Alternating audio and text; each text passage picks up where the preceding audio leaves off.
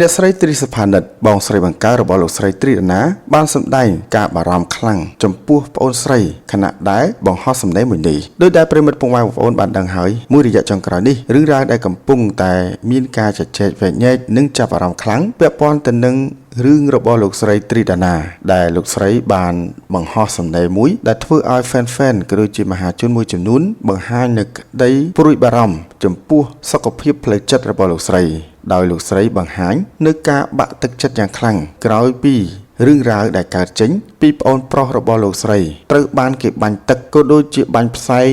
បំពង់ពន្លត់អគ្គិភ័យដាក់ទៅលើរទេះលក់ទឹកអំពៅរបស់ប្អូនប្រុសលោកស្រីនោះដែលធ្វើឲ្យអ្នកប្រើប្រាស់បណ្ដាញសង្គមមួយចំនួនបែរជាជេរប្រមាថកាត់ទៀននិងរិះគន់ទៅដល់រូបលោកស្រីក្នុងនាមជាស្ត្រីនីម្នាក់តែមិនអាចជួយប្អូនប្រុសឲ្យរស់នៅសុខស្រួលបានបែរជាត្រូវមករស់នៅរកស៊ីវេទនាត្រូវគេធ្វើបាបបែបនេះយ៉ាងណាជុំវិញរឿងរ៉ាវនេះដែរលោកស្រីទ្រីដាណាក៏បានចេញមកបញ្ជាក់ច្រើនហើយដែរនិងបានប្រាប់ទៅដល់បងប្អូនមហាជនថាលោកស្រីបានជួយច្រើនហើយចំពោះប្អូនប្រុសរបស់លោកស្រីគឺមិនមែនមានបានហើយភ្លេចបងប្អូននោះទេចំពោះរឿងនេះដែរបើយើងងាកមកកាន់លោកស្រីទ្រីសុផានិតឯនេះវិញដែលគ្រប់គ្នាស្គាល់ថាជាបងស្រីបង្កើតរបស់លោកស្រីទ្រីដាណាគាត់ពិតជាបង្ហាញអារម្មណ៍ទុក្ខព្រួយនិងពិបាកចិត្តយ៉ាងខ្លាំងក្រោយពីឃើញប្អូនស្រីរងសម្ពាធពីមហាជននិងកើតជំងឺបាក់ទឹកចិត្តរហូតគិតខ្លីចង់សម្លាប់ខ្លួនថែមទៀតនោះក្នុងនោះយើងឃើញអ្នកស្រីទ្រីសុផានិតបានទៅជួបប្អូនស្រីផ្ទាល់ដល់គេហដ្ឋាននិងបាននិយាយលួងលោមលើកទឹកចិត្តទៅដល់ប្អូនស្រីថាកុំឲ្យគិតខ្លីនិងធ្វើចិត្តឲ្យរឹងមាំកុំខ្វាយខ្វល់ចំពោះសម្ដីអ្នកដទៃធ្វើយ៉ាងណាតស៊ូដើម្បីអនាគតកូននិងគ្រួសារ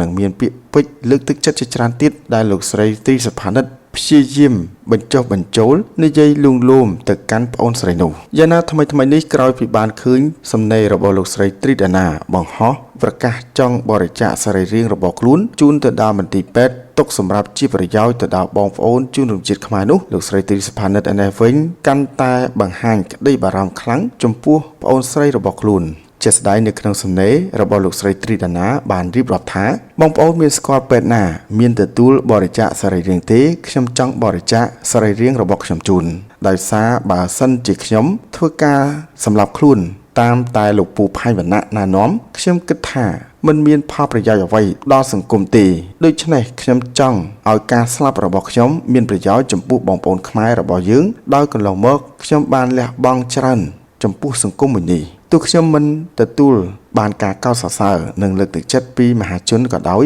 ប៉ុន្តែខ្ញុំនៅតែធ្វើគ្រប់សកម្មភាពមិនថាចុះផ្ទាល់ឬតាមបុគ្គលិកទេក៏ប៉ុន្តែពេលនេះគឺខ្ញុំទៅមុខលែងរួចហើយខ្ញុំបាក់ទឹកចិត្តជាខ្លាំងដោយហេតុថាខ្ញុំលែងមានតម្លៃចំពោះបងប្អូនខ្មែរទៀតហើយខ្ញុំធ្វើអ្វីក៏ខុសខ្ញុំមិនបានធ្វើក៏ខ្ញុំខុសដូច្នេះផែនដីនេះលែងត្រូវការឈ្មោះទ្រីដាណាទៀតហើយខ្ញុំសូមជ្រើសរើសសេចក្តីស្លាប់ប៉ុន្តែខ្ញុំស្លាប់ឲ្យមានន័យនិងសូមស្លាប់ដោយការបូជាចំពោះបងប្អូនខ្មែរកែភ្នែកថ្លើមក្រលៀនក្រពះពោះវៀនស្រីរៀងកន្លែងណាដែលនៅល្អខ្ញុំនឹងបរិច្ចាគឲ្យបងប្អូនដែលគាត់កំពុងតែត្រូវការតាមពិតខ្ញុំមិនចង់ផុសអីទេក៏ប៉ុន្តែដោយសារតែខ្ញុំសួរទៅខាងគ្រូពេទ្យប៉ុន្មានអ្នកដែរហើយនឹងអ្នកដែលនៅជុំវិញខ្លួនខ្ញុំគ្មានអ្នកណាប្រាប់ខ្ញុំថាកន្លែងណាមានបរិច្ចាគទេខ្ញុំចង់ដឹងថានៅស្រុកខ្មែរនេះមានដែរឬទេខ្ញុំចង់បរិច្ចាគជូនក្នុងនោះក្រោយពីបានអាននៅសំណេរមួយនេះលោកស្រីទ្រីសុផានិត